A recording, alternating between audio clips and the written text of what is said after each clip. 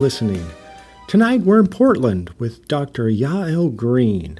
And boy, I really love talking to Yael.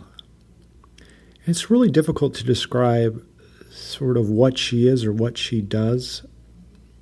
And so I think I'm just going to call this episode Stepping Through the Water Portal.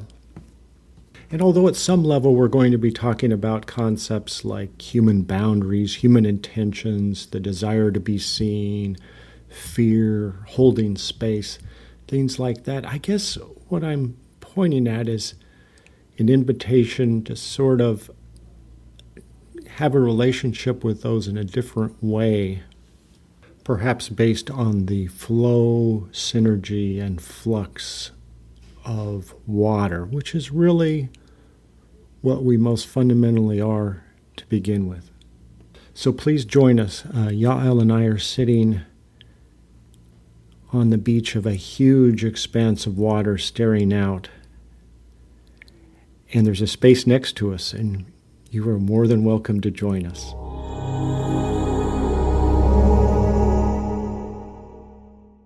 Would you mind joining me to a little lake outside of town here? Just a little walk with me to start things off? Yeah, it sounds great. Yeah. Where are you in the scope of the Earth? Yeah, absolutely. Absolutely. I'm sitting on the I'm sitting right next to it's kind of a small lake. I know you're sort of closer to the ocean, but it's all we have here around in the Midwest. We have to do with lakes or rivers. Rivers, they all have their own energies. So they all are different. They all, the ocean and the river, they all have their own purposes. So, yeah. Yeah. Well, you mind if we sit down here next to the lake and sort of? Sounds great.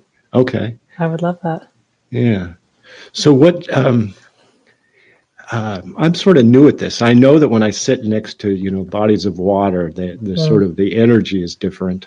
But is there anything you'd like to point out for me for this experience? Sure. Yeah.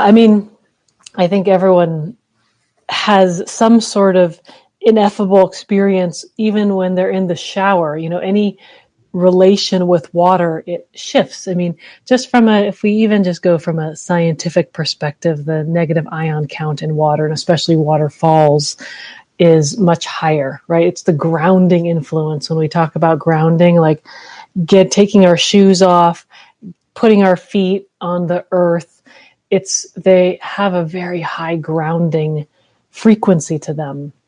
And then if we take a look at a lake, which I think is sort of, they're all together, an ocean, a lake, a river, they're all connected.